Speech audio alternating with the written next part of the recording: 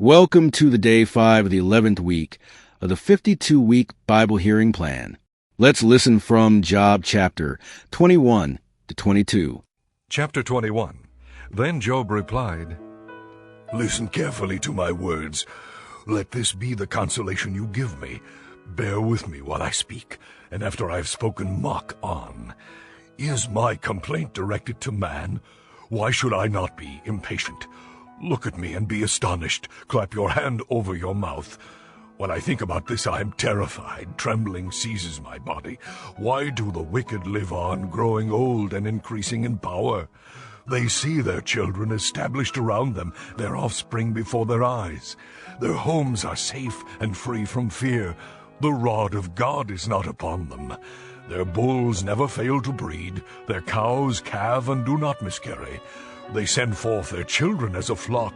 Their little ones dance about. They sing to the music of tambourine and harp. They make merry to the sound of the flute. They spend their years in prosperity and go down to the grave in peace. Yet they say to God, Leave us alone. We have no desire to know your ways. Who is the Almighty that we should serve him? What would we gain by praying to him? But their prosperity is not in their own hands, so I stand aloof from the counsel of the wicked. Yet how often is the lamp of the wicked snuffed out? How often does calamity come upon them? The fate God allots in his anger. How often are they like straw before the wind, like chaff swept away by a gale? It is said, God stores up a man's punishment for his sons. Let him repay the man himself, so that he will know it. Let his own eyes see his destruction. Let him drink of the wrath of the Almighty, for what does he care about the family he leaves behind, when his allotted months come to an end? Can anyone teach knowledge to God, since he judges even the highest? One man dies in full vigor, completely secure and at ease, his body well nourished, his bones rich with marrow. Another man dies in bitterness of soul, never having enjoyed anything good. Side by side they lie in the dust, and worms cover them both. I know full well what you are thinking, the schemes by which you would wrong me. You say, Where now is the great man's house, the tents where wicked men live? Have you never questioned those who travel?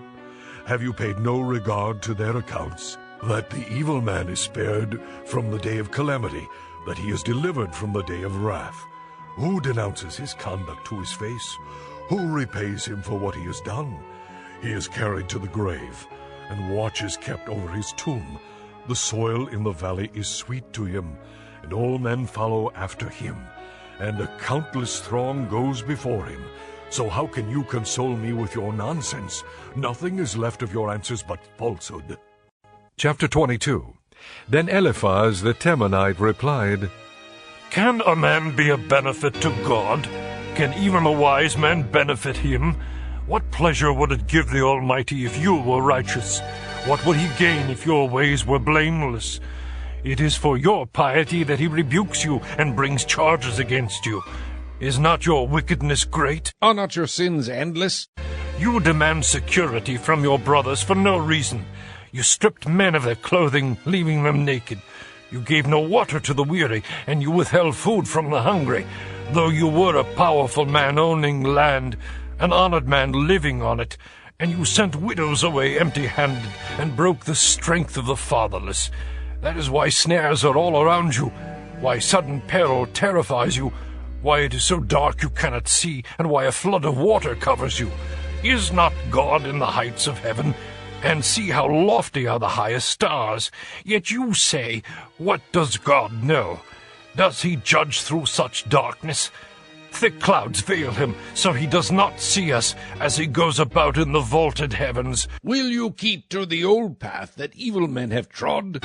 They were carried off before their time, their foundations washed away by a flood. They said to God, Leave us alone. What can the Almighty do to us? Yet it was he who filled their houses with good things. So I stand aloof from the counsel of the wicked. The righteous see their ruin and rejoice. The innocent mock them, saying, Surely our foes are destroyed, and fire devours their wealth. Submit to God, and be at peace with him. In this way, prosperity will come to you. Accept instruction from his mouth and lay up his words in your heart.